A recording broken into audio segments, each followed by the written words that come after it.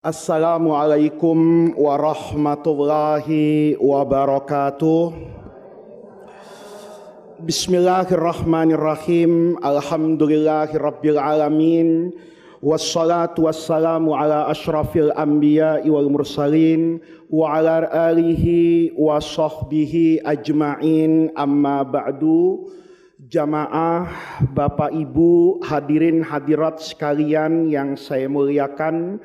Di Indonesia Raya itu penulisnya W.R. Supratman itu menuliskan satu kata yang sangat bermakna.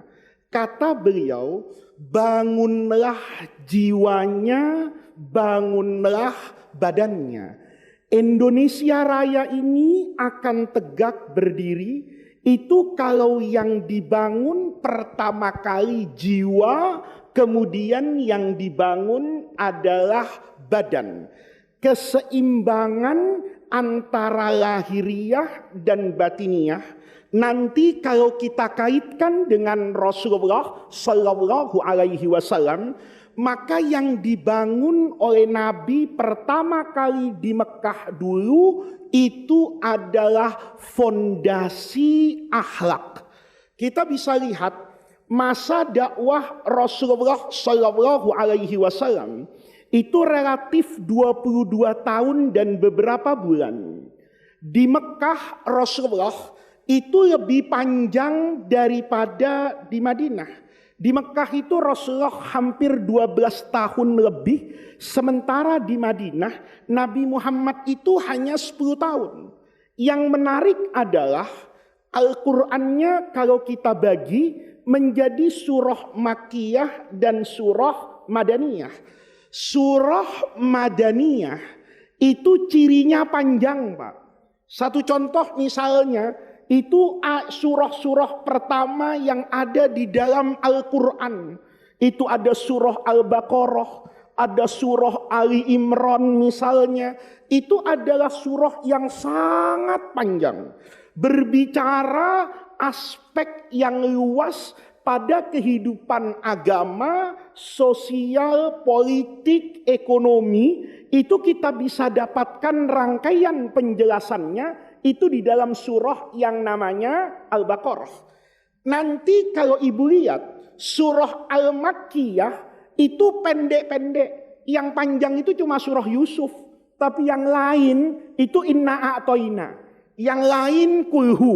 Ini dua surah elektabilitasnya paling tinggi Bu di dunia ya. Ini kalau berpasangan ya, Inna A'toina jadi presiden, Kulhu wal pres. Ini menang satu putaran ini. Kenapa? Karena ini surah yang paling dihafal oleh kita semua. Coba kita lihat itu. Inna A'toina itu mengajarkan agar kita selalu ingat bahwa apa yang kita miliki, yang kita dapatkan, yang Allah berikan Kautsar itu datangnya dari Allah. Kalau sudah sejahtera fasolli, jangan lupa hablun minallahnya diperbaiki. Qul huwallahu ahad itu mengajarkan tauhid. Qul ya ayyuhal kafirun, pola hubungan keyakinan antara muslim dengan non muslim. Itu surahnya pendek-pendek, tapi butuh waktu 13 tahun. Sementara ini Madaniyah yang panjang-panjang itu cuma butuh waktu berapa itu? 10 tahun. Kenapa? Karena Rasulullah di Mekah itu membangun fondasi utama yang namanya akhlak. Sama tadi dengan Indonesia Raya. Negeri ini itu akan berdiri kokoh kalau orang Indonesia itu menjalankan lagu kebangsaannya itu dengan benar. Bangunlah jiwanya, baru bangun badannya. Bangun jiwa kontraktor yang mau membangun negeri ini, baru nanti hasilnya itu nggak dikorupsi, Pak. Ya. Kalau kita membangun badannya, lupa dengan jiwanya, nanti besi jembatan yang mestinya besi 20, itu didiskon jadi besi 18. Akhirnya jembatannya diresmikan tahun ini, tahun depan ambruk. Kenapa? Karena yang dibangun itu badan, bukan yang dibangun itu jiwa. Jiwa itu tidak detail, Pak. Beda dengan badan. Negeri ini nggak ada urusan sama demokrasi, kerajaan, apapun. Itu cuma sistem. Yang paling penting itu manusianya. Kalau manusianya, jiwanya dibangun dengan baik, maka nanti fondasi badannya itu sempurna. Jangan sampai bangunan itu kayak rumah sakit. Ibu pernah ke rumah sakit? Ya, rumah sakit itu gedungnya bagus, kamarnya bersih, dokternya hebat, bahkan perawatnya cantik, Pak. Ya kan? Ya, makanya bapak-bapak itu kalau disuruh perawat nurut. Ya, kalau kata suster itu minum obat, suami ibu tuh nurut. Tapi kalau ibu yang nyuruh, perang Badar dulu kadang-kadang untuk obatnya apa itu masuk. Ini kita lihat nih, Pak. Bangunannya bagus, dokternya bersih, sarana prasarannya luar biasa. Ya, ada rumah sakit yang 1 malam itu harganya jutaan, Pak. Bagus betul. Saya nengok itu, tapi tidak ada kebayang. Kapan ya saya nginep di sini? Nggak ada. Ada ibu masuk rumah sakit, terus kapan ya saya healing staycation di sini selama seminggu? Nggak ada yang mau. Kenapa? Gedungnya bagus, dokternya bersih, perawatnya bersih, tapi isinya penyakit dan orang sakit. Siapa yang mau tinggal di situ? Karena isinya orang sakit. Kita ini kalau membangun hanya badannya, maka nanti negeri ini berdiri, tapi isinya orang sakit. Ya, ahli hukum kena hukuman. Coba lihat, Bu. Ada nggak sekarang? Ahli hukum kena hukuman, itu tidak masuk di akal saya. Ada orang tugasnya mengamankan, tiba-tiba diamankan. Coba bayangin, padahal tugas dia mengamankan orang. Sekarang orang yang tugasnya mengamankan, diamankan. Itu yang rusak apanya? Bukan ilmunya, orangnya.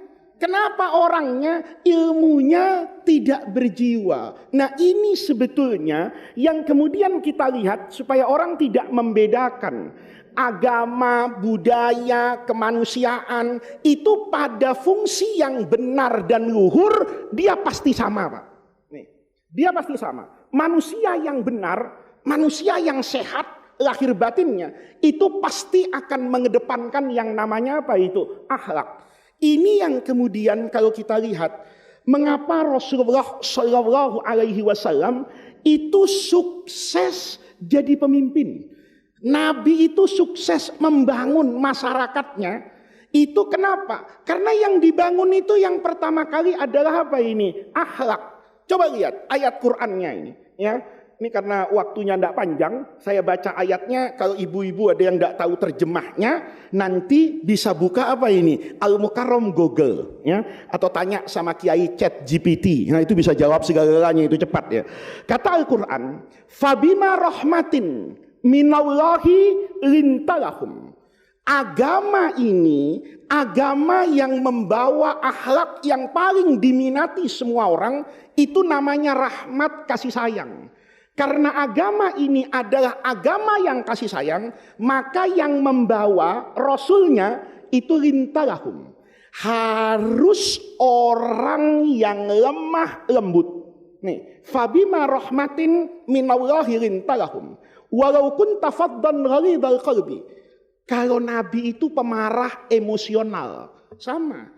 Ibu kalau penceramahnya suka marah-marah, ya, judes ngomongnya, datang enggak kira-kira? Enggak ngaji ke sana lagi. Kenapa? Kalau dengar ustadz itu ngomong, Masya Allah, bukan cuman hati, dengkul nyeri dengernya. Nah, itu ibu, itu tidak akan datang dengan apa ini? Nyaman. Rasulullah itu, kata Al-Quran, walaupun tafaddan ghalidhal qalbi, kalau tidak menjaga tata kerama, tata bahasa, mulutnya, kata orang sekarang itu, enggak disaring, lan faddu, pasti akan apa ini? Lari dari sisi Rasulullah. Lihat, akhlak Nabi itu yang membuat Nabi itu sukses. Maka mukjizat Islam itu dibagi dua. Ada mukjizat internal dan ada mukjizat eksternal. Yang di dalam itu namanya Al-Quran, yang di luar itu namanya perilaku Nabi.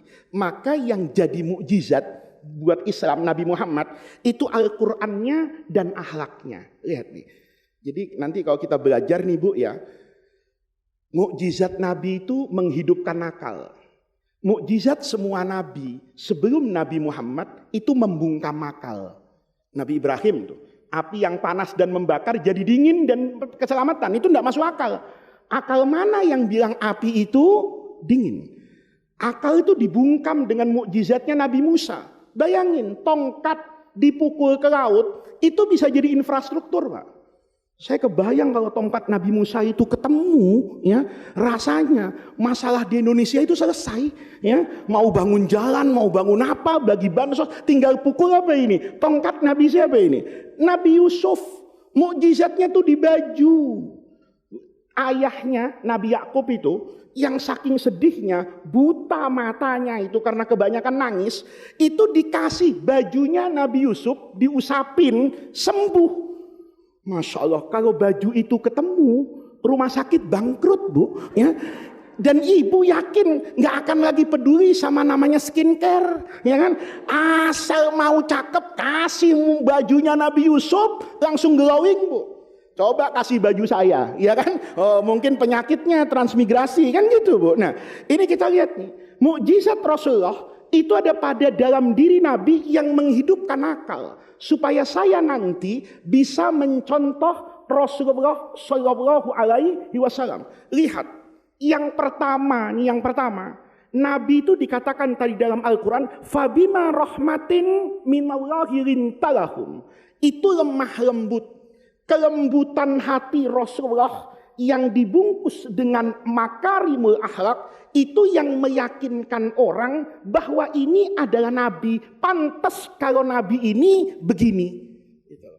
Kalau saya kan enggak. Ya, di Masjid Al-Mukarram, di pasar Al-Muharram, ya kan? Iya kan, di masjid nih karena pakai peci, pakai sarung, ya, dipanggil ustadz, kelakuan saya kayak orang bener, Pak. Tapi nanti di pasar saat tidak ada orang yang mengenal saya, kelakuan saya yang di masjid mengajarkan keikhlasan, zuhud, tiba-tiba di pasar menjadi buas dan serakah. Lihat Rasulullah.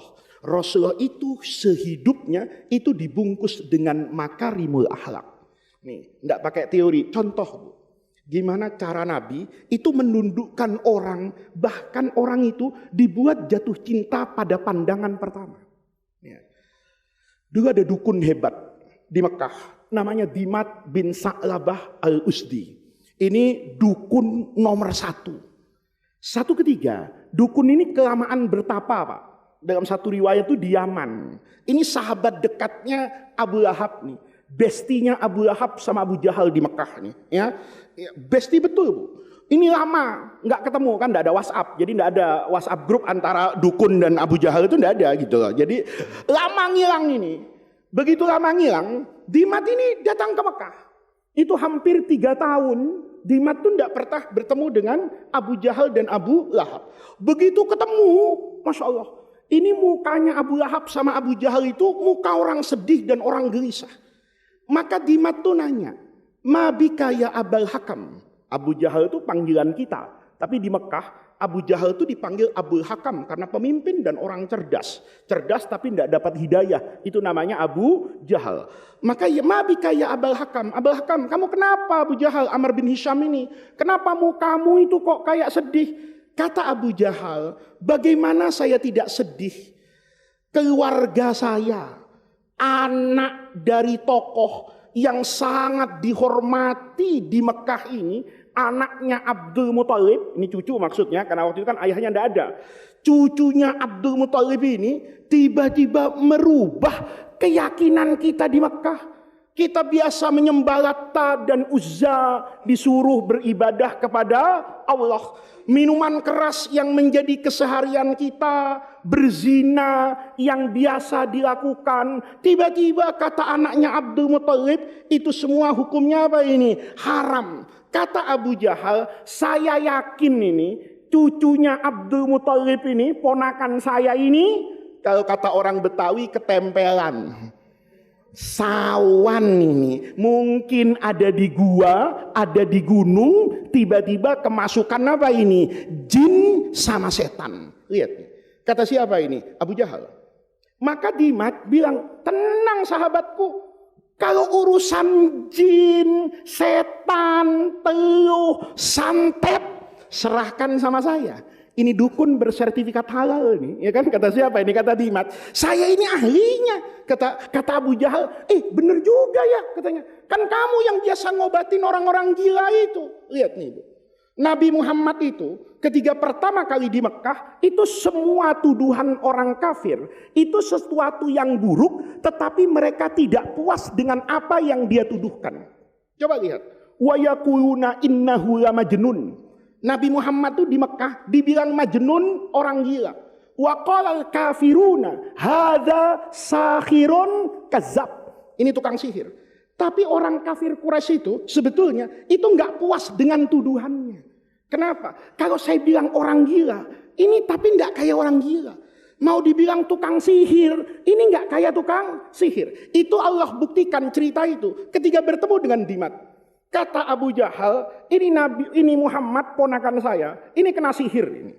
Dia juga punya kemampuan nih, punya jin dia. Kalau ngomong itu bisa membuat orang apa ini terpukau. Pokoknya semuanya dikasih sama Abu Jahal, seolah-olah Nabi Muhammad ini pembohong, Nabi Muhammad ini pendusta, tukang sihir, main dukun. Maka Dimat bilang, di mana ponakanmu itu sekarang? Kata Abu Jahal, kamu kalau mau ketemu sama ponakan saya, gampang. Nanti habis Isya malam, itu biasanya ponakan saya ke Ka'bah. Maka Dimat itu bilang, tenang Abu Jahal, saya nanti malam akan obati ponakanmu. Kata Abu Jahal, pokoknya ponakan saya sembuh, kamu saya kasih alpat. Ponakan saya sembuh, rumah di Menteng. Ingat, di Menteng, bukan Menteng dalam dan bukan ujung Menteng ya. Rumah di Menteng di samping Sunda Kelapa itu buat kamu. Kata siapa ini? Kata Abu Lahab. Maka kata Dimat, beres deal ya, pokoknya gue sembuhin ponakan lo. Kalau ini Dimat Betawi ini, alpat satu, rumah di Menteng, beres. Malamnya keluar Dimat itu. Pada saat yang bersamaan, ini Rasulullah juga keluar dari rumahnya, diikuti oleh anak-anak kecil yang biasa membuli Rasulullah. Jadi anak tukang bully itu dari dulu. Ya, hati-hati kalau anak ibu nanti masih suka membuli, itu jangan-jangan turunannya anak dulu itu gitu. Karena yang membuli itu anak-anak yang dididik di Mekah dengan benar itu. Jadi kalau anak ibu nanti nauzubillah masih suka bully orang, itu berarti pendidikannya tidak beres itu. Karena ini anak-anak kecil nih, itu membuli Rasulullah, ngikuti itu. Nabi itu dihina, direndahkan, tapi Rasulullah itu senyum. Anak-anak yang menghina Nabi itu diambil tangannya, dipeluk sama Rasulullah tanpa Nabi keluar kata apapun yang menyakitkan anak-anak itu. Ya, kalau saya keluar dari rumah ke sana, Ustadz bego, udah saya potek palanya kertek kan gitu kan. Ini Nabi itu apa ayo Nabi itu ramah.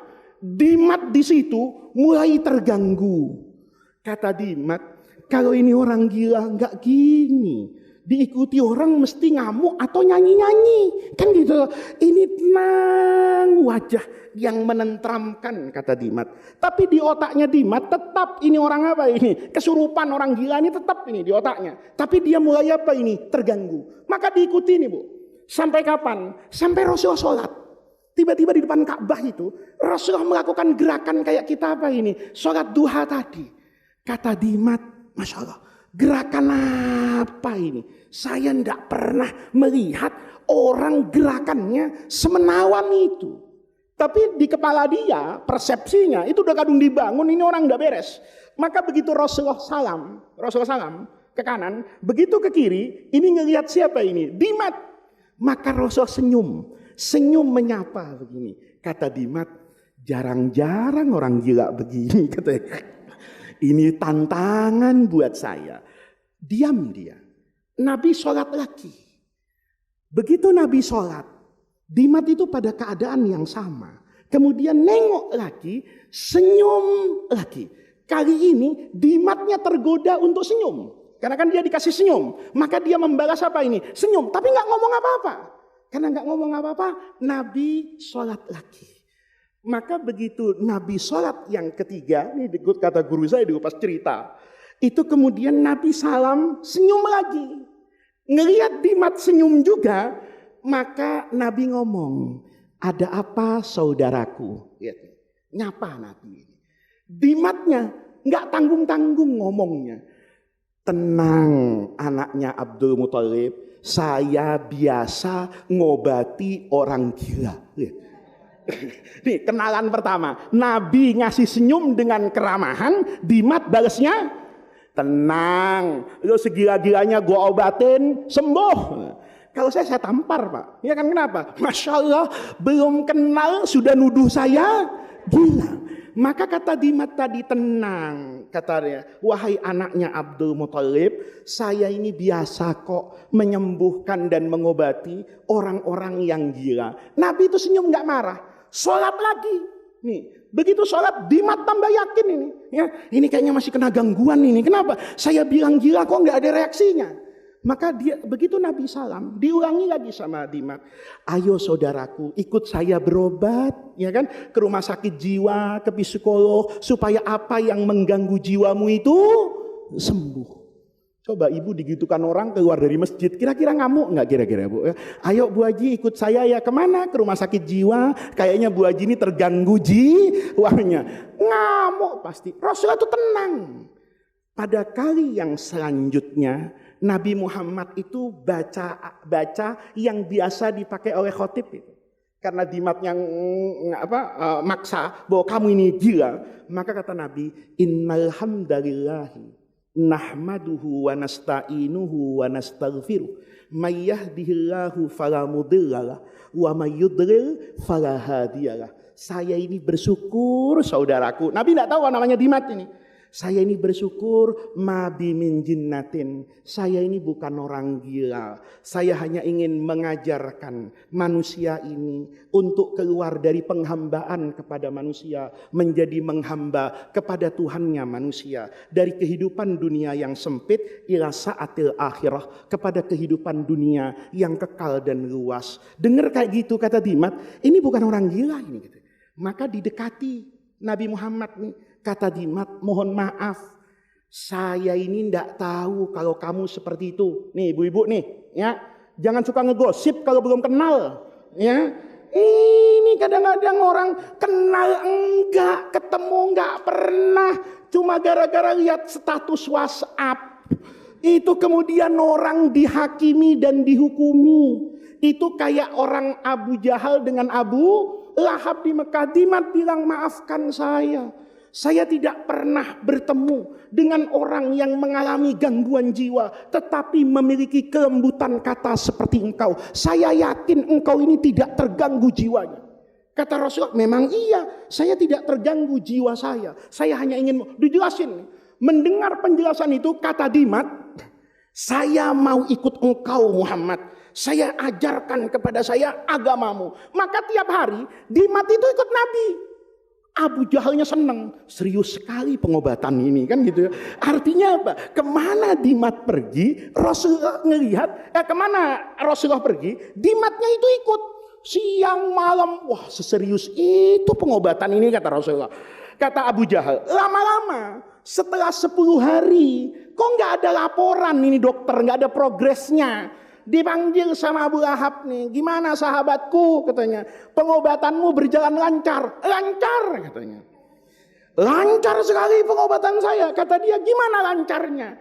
Yang sakit itu bukan Muhammad, yang sakit itu saya. Saya datang mau mengobati Muhammad, alhamdulillah saya diobati oleh Muhammad. Lihat, kira-kira Dimat itu terpukau karena apa? Belum dibacakan Quran, tapi dilakukan dengan apa ini? Kepribadian. Ini sebelum saya sampai ke materi utuhnya. Ini kita lihat Nabi bagaimana akhlaknya. Pindah ke Madinah. Ada orang Yahudi Pak, namanya Zaid bin Sa'nah. Ini riwayatnya dalam ilmu hadis tidak sahih. Tapi semua ahli sejarah mengatakan sejarah ini mungkin terjadi. Zaid bin Sa'nah ini, Yahudi yang alim ini, dia bilang begini. Saya melihat Muhammad, itu saya yakin kalau dia nabi. Semua ciri-ciri kenabian itu sudah saya lihat dan nyata pada dirinya Rasulullah. Kecuali satu hal katanya. Apa itu? Nabi itu kalau dilawan dengan kebodohan, dengan emosi, itu nabinya justru makin sabar. Semakin diinjek, semakin dihina, semakin dalam tanda kutip dikurang ajarin, itu sifatnya Rasulullah itu akan semakin mulia. Maka kata Zaid bin Sa'nah, kalau saya bisa menguji perilaku Muhammad yang ini, saya mau masuk Islam, kata Zaid bin Sa'nah. Diuji Pak. Dia ikuti Nabi Muhammad, dia ingin cara bagaimana saya tahu hebatnya akhlaknya Rasulullah. Maka satu ketika, Sayyidina Ali ini habis tugas di daerah Bahrain sekarang. Nama desanya Busra yang sekarang itu jadi negeri Bahrain yang kaya di Teluk itu.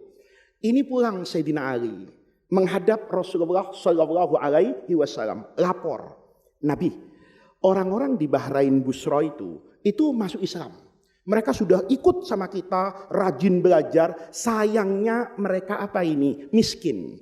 Mereka sekarang dilanda paceklik dan mereka membutuhkan apa ini? Bantuan dari kita.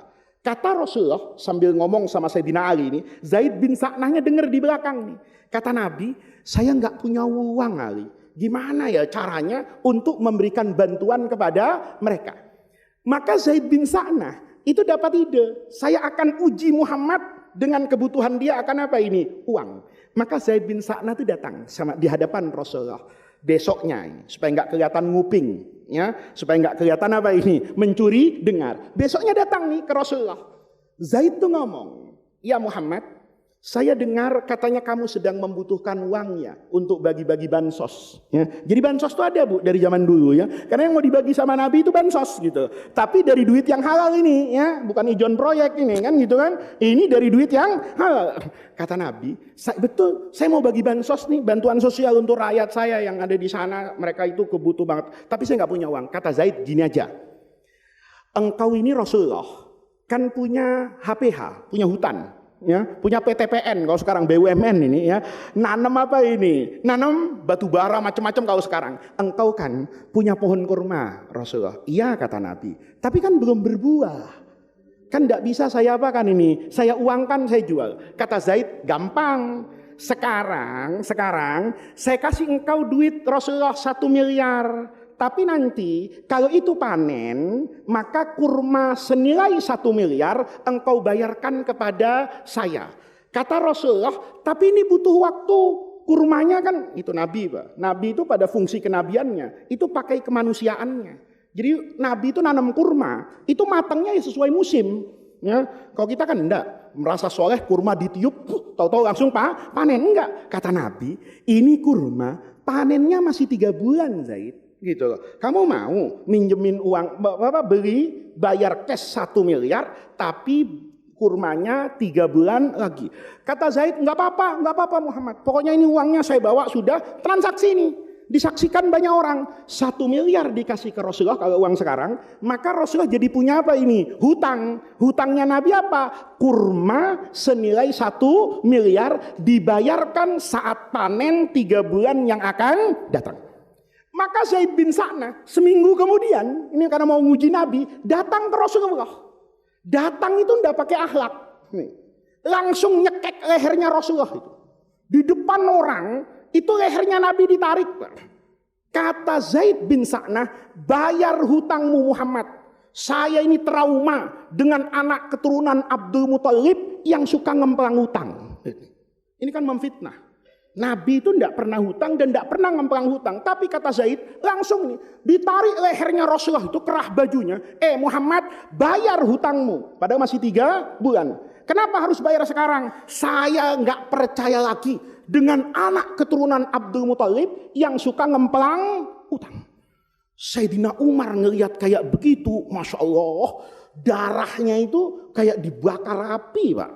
Berdiri Sayyidina Umar itu, dengan mata yang merah dan tajam melihat Zaid bin Sa'nah. Dipegang lehernya Zaid ini, sama-sama pegang leher, ini megang leher Rasulullah, ini megang lehernya Zaid. Pedangnya itu dicabut sama Umar. Ataqulu hadza li Rasulillah. Kamu berani memperlakukan Rasulullah seperti itu di hadapan saya? Cari mati kamu. Kata siapa ini? Kata Umar. Kalau saya bilang, bener Umar, bener, gapok, tabokin sekalian. Kalau perlu ikat di pohon, kasih semut rang-rang, saya gituin kalau saya. Ini orang kurang ajar kok, nggak menyalahi perjanjian dan kata-katanya itu gitu loh. Begitu Umar ngomong, ataqulu hadza ya aduwallah amama Rasulullah, berani kamu ngomong kayak gitu depan Nabi. Kata siapa ini? Kata Sayyidina Umar, itu Nabi bukannya apa? Dilerai sama Nabi itu. Umar didorong, bukan Zaidnya didorong. Yang didorong tuh Umar. Jangan begitu Umar. Ana wa huwa. Lihat nih. Saya dan dia, kunna, kami berdua, ahwaju ila ghairi hadza. Yang kami butuhkan itu bukan pembelaanmu Umar. Tapi yang kami butuhkan, kami dua-dua ini sama-sama membutuhkan nasihat. Tolong Umar, nasihati Zaid bin Sa'nah bihusni tolab, kalau nagih yang sopan. Tapi engkau juga perlu nasihati saya bihusnil ada, kalau punya hutang bayar. Lihat nih. Nabi tidak pernah melihat dirinya lebih mulia. Bukan Nabi, itu ajarin tuh nagih hutang jangan kayak pinjol gitu. Jadi pinjol-pinjol yang nagihnya nggak benar itu keturunannya Zaid bin Sa'nah gitu ya. Karena dia nagihnya itu nggak sopan-sopan gitu. Ini Zaid bin Sa'nah itu dikatakan sama Rasulullah, ini orang, kata siapa ini? Kata Rasulullah, saya dan dia itu sama Umar. Sama-sama butuh untuk diingatkan. Ingatkan dia untuk menagih dengan kesopanan dan ingatkan saya bahwa saya ini punya hutang yang wajib dibayar. Begitu lihat kayak gitu, Zaid itu langsung melepas kerahnya Rasulullah itu. Al-ana ya Muhammad, asyhadu an la ilaha illallah wa anna Muhammadan Rasulullah. Sekarang Muhammad, ya kan? Saya baca syahadat. Umarnya kaget. Kata Umar, apa-apaan loh? Kenapa baca saya? Memang saya lagi ngetes, kata Umar. Bilang kayak dari tadi pakai mancing darah gua, kata Umar. Lihat nih. Itu kalau kita lihat, yang dibangun oleh Rasulullah kepada Zaid bin Sa'nah itu keyakinan bahwa saya ini nggak punya kepentingan apapun. Saya itu tidak ingin dirasa lebih tinggi, bukan itu. Yang saya sampaikan itu betul-betul agama. Jadi Nabi itu membangun integritas, akhlak, itu yang membangun nanti peradaban sehingga semua orang itu diajari Nabi itu tenang. Karena Nabinya tidak punya apa ini, kepentingan apapun. Ada satu cerita lagi Pak, di Mu'jam At-Tabrani itu lebih keren lagi. Ada orang ngaji sama Nabi, mau pulang minta ongkos. Ini jarang hadis ini diajarin kiai, jarang kiai cerita ini. Kenapa? Takut diamalkan sama jemaahnya. Jadi ada jemaah nih ngaji sama kiai ini, gurunya ini Rasulullah. Ya, gurunya ini Rasulullah. Begitu selesai ngaji, ngomong dia. Nabi itu kan sensitif Pak. Ya, Nabi itu nggak usah diomongin, tahu apa yang diinginkan orang. Kalau kita nggak sensitif. Ada tamu sudah bawa koper ke rumah kita, masih nanya mau bermalam di mana. Padahal dia saya mau bermalam di rumahmu. Ini tidak sensitif namanya. Nabi itu bil mukminin raufun rahim. Rahmatnya itu luar biasa. Ini orang ngaji. Selesai ngaji, ya ini tolong didengarkan dan besok diamalkan kepada guru selain saya. Ya kan gitu. Begitu selesai ngaji, orang ini ngomong. Ya ngomongnya saya buat supaya ibu imajinasinya mudah. Dia ngomong gini, Nabi, saya seneng banget ngaji di Sunda Kelapa. Oh bagus kata Nabi. Tapi rumah saya di BSD Nabi, katanya. Nah, Nabi paham. Ini orang minta ongkos kayaknya, gitu kan? Ini orang minta ongkos. Jadi murid, ya, minta ongkos sama guru itu ada sanatnya. Ya, kalau ustadznya marah dimintain ongkos, itu tandanya ustadznya kurang piknik. Gitu. Kenapa? Karena dia tidak tahu hadis ini. Nabi itu begitu-begitu. Oh iya. Dia paham kalau orang ini butuh uang. Maka dikasih sama Nabi ini. Ibarat sekarang, Nabi itu nggak ngelihat. Nabi itu kalau ngasih nggak ngelihat. Kalau kita kan ngelihat.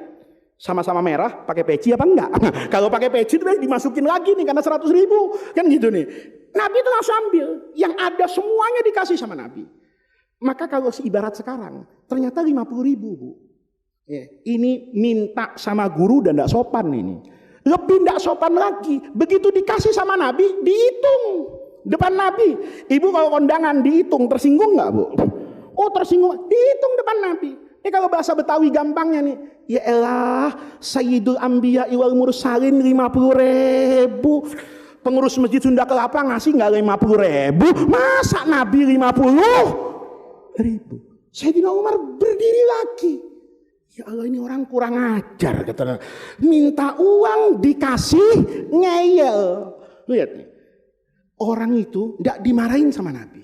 Yang dimarahin malah Sayyidina Umar. Umar duduk. Jangan ikut campur. Kenapa Nabi? Ini murid siapa? Murid Nabi. Minta uang sama siapa? Sama Nabi. Ya udah, ini murid saya minta duit sama saya, kenapa lu ikut campur? Gitu. Kata Nabi, ayo ikut saya. Diajak masuk ke rumah Nabi. Kan mudah-mudahan kita bisa ziarah ke Raudhah Nabi di Madinah. Itu kan ngajinya di Raudhah, Pak. Makam sekarang itu ya rumahnya. Maka Nabi masuk aja ke rumahnya ini, orang ini yang ngomel-ngomel nih. Ditanya sama Nabi, kamu ngomel kenapa? Ya gimana nggak ngomel Nabi? Saya kan punya ekspektasi. Rasulullah ini kan kekasih Allah. Nabi itu kalau Allahumma avanza kan yang datang Ferrari gitu loh. Ya, Nabi Muhammad itu kalau Allahumma avanza yang datang Ferrari. Lah ini saya berharap dikasih gede, tahu-tahu 50.000. Lah Gojek sama Grabnya dari BSD ke sini Rasulullah itu sudah lebih dari itu, belum toljornya, belum makannya. Oh, jadi kamu itu ngomel karena kurang ya? Iya. Kalau 50.000-nya saya ambil, kata Nabi ini, saya ganti 5 juta gimana? Kalau 5 juta, Allahumma sholli ala Sayyidina Muhammad wa ala ali Sayyidina Muhammad. Jazakallahu anni khairan. Dipuji Rasulullah. Kata Nabi, benar ya?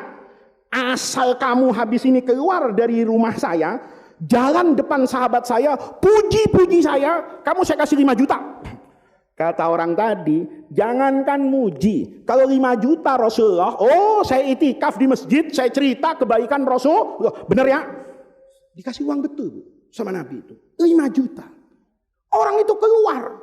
Begitu keluar, sahabat tuh kaget. Wong asalnya marah-marah, sekarang keluar itu wajahnya Masya Allah, berseri-seri. Ya, ditanya kamu kenapa? Masya Allah, saya tidak pernah melihat orang sedermawan Rasulullah. Nabi itu orang baik. Padahal habis ngomel. Nih, habis ngomel. Itu istri kita ada juga yang begitu, Pak. Karena melihat suaminya itu kalau mau jihad tahun 45 gitu. Begitu tahu suaminya datang terlambat malam, dari mana bang? Masya Allah, hataman Quran, ya kan? Itu begitu ngamuk. Ini loh, saya sehari itu nyari ini buat kamu. Dibuka uang 100 juta, terus ngomelnya. Langsung listrik padam, ya kan? Dari 100 watt jadi 5 watt. Itu orang keluar muji-muji Nabi. Maka sahabat setelah dia hilang, Nabi keluar. Nanya sama Rasulullah, Nabi, diapain orang itu? Kenapa? Kata Nabi. Asalnya kan ngomel. Kenapa begitu keluar jadi ketawa? Kata Nabi, gimana nggak ketawa? Uang 50.000-nya saya ganti 5 juta. Sahabat kaget. Kenapa diganti Nabi? Biarin aja. Itu jemaah model gitu. Sekarang dikasih 50.000, ganti 5 juta. Minggu depan soft pertama. Kenapa? Pasti minta uang lagi. Nanti manja orang kayak gini. Kata Rasulullah, itu bukan urusan saya. Urusan saya, kalau orang tadi saya kasih uang 50.000, kharaja minni, dia keluar dari hadapan saya, sahiton alayya. Dia benci, murka, marah, ngomongin saya. Ya. Terus punya WhatsApp grup misalnya di Madinah. Nabi nggak seperti yang gue kira ya. Kalau ceramah nyuruh orang sedekah, giliran gue minta 50.000 doang. Lihat nih. Kalau itu yang terjadi, maka malaikat Jibril akan ikut campur itu. Kenapa? Ini orang menghina Nabi. Misalnya nih, orang tadi keluar dari majelis Nabi, dari Masjid Sunda Kelapa, itu dalam keadaan sakiton alayya, murka, menista saya, menghina saya. Karena menghina saya, Jibril panas. Ini orang kok menghina Nabi Muhammad, ditiup, mati. Maka orang itu mati dalam keadaan apa? Dalam keadaan benci kepada Rasulullah dan insya Allah masuk neraka. Kata Nabi Muhammad, saya tidak ingin bertemu dengan orang siapapun yang tidak bisa saya ajak masuk ke dalam surga. Itu Rasulullah akhlaknya. Nanti ulama itu khilaf. Ada Yahudi, itu mati, wafat di Madinah. Digotong di atas keranda. Melihat keranda ini lewat, Rasulullah itu berdiri. Rasulullah itu berdiri, padahal tahu yang wafat itu non-muslim. Tapi Rasulullah ikut berdiri. Nanti berdiri ini, itu dihilaf sama ulama. Nabi itu berdiri karena apa? Ada alasannya karena menghormati malaikat yang mencabut nyawa. Tapi tidak kurang para ulama mengatakan Nabi itu berdiri karena menghormati kemanusiaannya. Walaqad karramna bani Adam. Dan itu banyak diikuti oleh ulama karena Rasulullah kemudian ngomong, saya itu berdiri karena saya itu menyesal dalam diri saya. Ada nafsun, ada satu jiwa, aflatat, yang lolos dari ajakan saya untuk masuk ke dalam surga. Apa yang ingin saya katakan sama Bapak dan Ibu semuanya? Akhlak dan perilaku Rasulullah inilah yang kemudian membangun kesadaran umatnya. Bahwa saya harus percaya dengan orang ini karena orang ini dalam hidupnya tidak punya kepentingan apapun kecuali seperti yang Bapak Ibu sering dengar, innama bu'istu liutammima makarimal akhlak. Maka ketemu nih Bu korelasinya. Di Mekah Nabi dakwah 13 tahun itu tidak bicara hukum tapi bicara akhlak. Nanti hukum sholat itu 5 waktu. Ibu tahu kan? Itu setelah Isra Mi'raj. Isra Mi'raj itu 2 tahun sebelum Nabi Muhammad hijrah. Nanti sholat berjamaah kayak begini nih, bareng-bareng. Itu baru ada di kota Madinah. Yang namanya sholat Jumat, yang namanya puasa, yang namanya kewajiban zakat. Semua mayoritas hukum syariat itu dibangun di Madinah relatif 10 tahun. Kenapa? Karena fondasinya itu dibangun dulu di Mekah. Sehingga nanti orang yang biasa liar dengan agama, itu jadi apa ini? Jinak. Coba lihat Bu, Nabi ketika membangun akhlak misalnya kejujuran. Jujur itu kita lebih sering dengan manusia, tidak dengan Allah. Kalau makan gorengan 3, kita ngaku 3 itu dikatakan, wah ini orang yang jujur. Tapi kita sering kan menipu Allah. Kita tidak pernah jujur kepada siapa ini? Allah. Bahwa saya ini takut mengerjakan hukum ini. Itu bukan persoalan dunia, tapi persoalan saya dilihat sama Allah. Dulu kan Bapak Ibu sering dapat cerita dari kiai atau penceramah, ya. Ada orang itu yang naati hukum itu karena hanya sekedar takut saja, bukan dari hatinya. Kayak kita kalau malam itu bawa mobil itu, ya, atau naik motor, itu ada lampu merah. Kalau jam 2 malam biasanya nggak berhenti, Pak. Nggak berhenti. Kenapa? Nggak ada polisi. Tahu-tahu ada polisi habis tahajud rupanya, gitu loh. Begitu tahajud keluar dari musala, dia tahu ini lampu merah. Kita lewat. Dia muncul dari balik pohon itu, prit, gitunya. Kata orang, ya Allah, ada polisi lagi. Gitu. Kata polisi, SIM, ada Pak? STNK, ada? Anda tahu lampu merah? Tahu kalau merah harusnya apa? Berhenti. Kenapa Anda nggak berhenti? Saya nggak tahu, ada Bapak. Saya nggak tahu ada Bapak. Gitu. Memangnya kalau saya tahu ada Bapak, saya injak rem. Saya tahu tidak ada Bapak, saya tidak injak rem. Kita sering begitu kan? Kalau ada orang jujur, nggak ada orang serakah. Kalau ada calon mertua, dua anak muda itu, ya, begitu sholat itu niatnya kulhu. Tahu-tahu lewat Pak Haji yang punya anak gadis cakep, berubah kulhunya jadi Yasin, ya kan? Kenapa? Merasa, loh, ada yang begitu. Kita kadang-kadang sama anak itu kan merasa supaya dipuji itu berubah. Nah, yang seperti ini itu tidak akan menghasilkan peradaban yang maju. Tapi kalau yang dibangun itu akhlak manusia, kejiwaannya, dibangun sama Nabi 10 tahun tuh di Mekah, kejujuran. Maka nanti begitu hukum Islam banyak sekali di Madinah, itu ditaati oleh semua orang, itu karena kesadaran. Ini saya ambil satu contoh. Ibu tahu, pidana zina dalam Islam. Orang itu kalau persoalan perzinaan, Islam itu sangat ketat, berbeda dengan persoalan lain. Dia membutuhkan saksi 4. Jadi kalau ada orang nih mau nuduh si A berzina, itu harus punya saksi 4 orang. 4-4-nya itu ngelihat perilaku zina itu.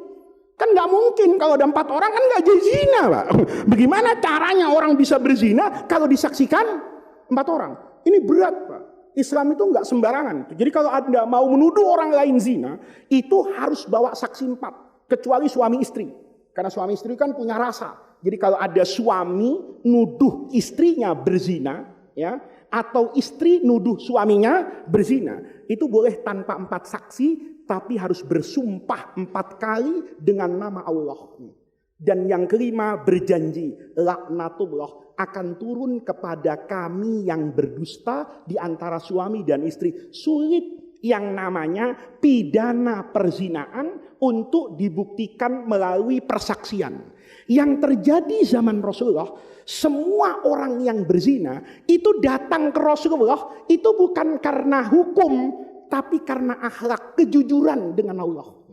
Ya, ada perempuan itu namanya Ma'is. Dalam riwayat Bukhari ada yang namanya Al-Ghamidiyah. Ini datang ke Rasulullah ini. Ngomong depan Nabi terang-terangan, "Ya Rasulullah, asabtu haddan min hududillah." Saya ini kena pidana Islam Rasulullah. Kata Nabi, "Ya, kenapa kamu?" "Zana itu." Saya zina. Nih, tanpa paksaan nih, datang sendiri. Sama Nabi, ini diuji imannya. Nabi kasih jalan keluar. Kata Nabi ini, "Halaja nanti, Juninti, kamu mungkin nggak waras ini, ya kan? Masa ngaku zina? Kamu nggak waras kali. Kalau nggak waras kan nggak kena hukum. Ibu kalau nggak mau kena hukum gampang, nggak waras, ya nggak wajib puasa, nggak waras." Kata Nabi, asal dia ngomong, "Ya Nabi, saya ternyata gila," itu lepas hukum. Kata orang tadi, "Enggak Nabi, saya enggak gila, saya waras." Kata Nabi, "Kamu ngomong apa tadi? Zina." Kata Nabi, "Jangan-jangan nggak zina kali, cuman pegang-pegangan." Lihat nih, Nabi ngasih cara Pak untuk dia lolos dari hukuman itu. Kata perempuan tadi, "Enggak Nabi, enggak pegang-pegangan, zina." Kata Nabi, "Kamu yakin sekali zina?" "Yakin Nabi, saya zina nggak ada paksaan, lahir dari godaan hawa nafsu saya dan buktinya saya hamil." Lihat nih, kata Nabi, "Kamu hamil?" "Iya Nabi, hamil karena zina." Lihat nih, maka kata Rasulullah, "Kalau kamu hamil, saya tidak bisa tegakkan hukum. Karena anakmu tidak salah. Ini bukan anak haram. Yang haram itu kelakuan ibunya sama bapaknya. Ya, anaknya ini bersih tanpa dosa." Kata Nabi, "Kalau kamu hamil, pulang dulu. Besarkan kandunganmu, lahirkan anakmu. Nanti kalau sudah lahir, ayo kamu datang lagi kita bicara yang lain." Apa yang terjadi Bu? Perempuan itu pulang. Ya, kalau kita dikasih gitu, nggak balik.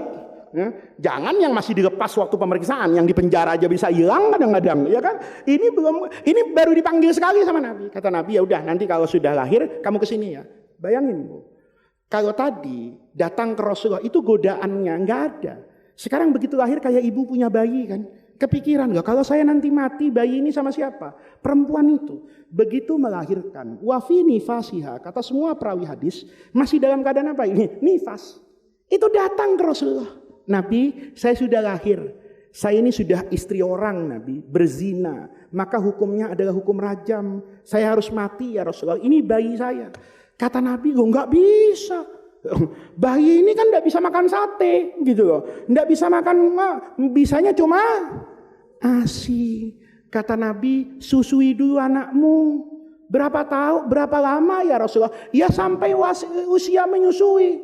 Ya, haula ini, kamila ini 2 tahun. Bayangin nih, perempuan tuh pulang dia susui anaknya 2 tahun. Begitu 2 tahun, betulan datang ini, nggak ada panggilan polisi, nggak ada panggilan pertama, nggak ada panggilan kedua, datang betul, gendong anaknya lagi lucu-lucunya itu anak laki ini.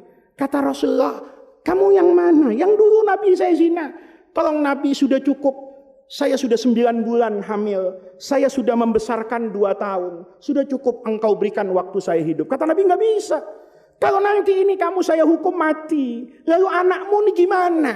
Tunggu dulu," kata Rasulullah. Diambil anak itu. Nih Bu, ya, sejatinya fadilah membesarkan anak yatim itu lahir dari konteks zina ini. Anak laki itu yang ada ibunya kan, tidak ada bapaknya ini dari awal karena zina kan, digendong sama Nabi, diangkat sama Nabi depan sahabat. Nabi ngomong, "Man yakfulu hadza?" Siapa yang mau merawat anak ini? Yang mau merawat anak ini, saya dengan dia kelak di surga kahata ini, sedekat ini. Sahabat rebutan, saya, karena ongkosnya surga ini. Maka Nabi pilih mereka yang paling pantas untuk menyayangi anak ini, sama Nabi diserahkan, dipastikan anak ini bisa hidup sempurna, maka perempuan ini dihukum rajam. Apa yang terjadi Bu? Waktu dilempar batu, ini kan dirajam sampai mati. Itu darah perempuan itu muncrat mengenai sahabat Nabi namanya Khalid bin Walid. Khalid itu ngomong, "Najis, darahnya pezina kena baju saya." Rasulullah dengar. Apa kata Nabi? "Mahlan ya Khalid." Jangan ngomong sembarangan. Laqad tabat taubatan. Perempuan ini sudah taubat kepada Allah. Dikasih sama Allah pahala. Lawuzi'at, seandainya dibagi-bagi pahala perempuan ini. Baina sab'ina, di antara 70 min ahlil Madinah, penduduk Madinah, lawasa'atuhum. Ini perempuan punya pahala. Kalau nanti perempuan ini mau ngajak teman-temannya 70 orang masuk surga, cukup. Lihat. Melihat kayak begini. Ini namanya membangun apa ini? Jiwa. Maka hukum itu ditaati. Itu bukan persoalan hukum. Kayak saya ini kan, tidak korupsi itu bukan karena tidak mau korupsi. Karena tidak ada yang saya korupsi. Saya korupsinya apa? Gratifikasi apa? Nggak ada. Coba pejabat itu, gratifikasinya itu bisa mobil, bisa motor. Saya di Sunda Kelapa, gratifikasinya cuma air segelas, coba lihat kan. Ibu-ibu nggak dikasih atau bawa sendiri, saya dikasih cuma ini doang, gitu lihat nih. Ini kan nggak ada godaan, diambil iya nggak diambil. Tapi kalau saya pejabat Pak, saat itu semuanya ada, saya kan sebetulnya bukan nggak mau korupsi Pak, karena yang dikorupsi nggak ada. Kalau cuma bicara hukum, korupsi triliunan paling 10 tahun kok. Kalau 10 tahun kan enggak apa-apa. Kalau saya bayangin, kalau saya nyolong duit negara 10 triliun, terus hukumannya 10 tahun, kan enggak apa-apa. 10 tahun dibagi 10 triliun, kan 1 tahun masih 1 triliun. Saya bilang sama istri saya, udahlah kamu sabar ya, setia sama saya gaji kamu 30 miliar sebulan. Kayaknya kalau begitu, ibu, udah bang korupsi aja bang, ya kan begitu kan. Loh, kita ini enggak korupsi, itu kan bukan persoalan uangnya Pak. Karena kita tahu hukuman di Cipinang itu tidak cukup untuk merubah status keharaman harta yang saya ambil bukan hak saya. Itu urusan saya dengan KPK selesai, itu urusan saya dengan hukum negara selesai. Tetapi memakan harta dengan cara yang tidak benar itu ada hisabnya sendiri di akhirat. Nah, ini pentingnya membangun akhlak. Yang terakhir nih, karena tadi ceritanya sahabat-sahabat semua. Sekarang orang yang nggak ketemu sama Rasulullah. Ibu tahu, Umar bin Abdul Aziz itu jadi orang soleh. Itu karena neneknya solihah. Ini di masa Sayyidina Umar. Di masa Sayyidina Umar itu ada gadis Bu, anak perempuan pedagang asongan, jual susu keliling di Madinah. Satu ketika, ini anaknya solihah, ibunya serakah, gitu loh. Ibunya itu manggil sama anaknya. Nah, kita ini kalau dagang begini terus, nggak kaya-kaya. Kata anaknya, apa maksud ibu? Jangan susu murni nak, susunya dioplos. 1 botol susu murni, itu bisa jadi 3 botol nih. Sepertiga. Lah sisanya diisi apa Bu? Air. Kata siapa ini? Kata ibunya.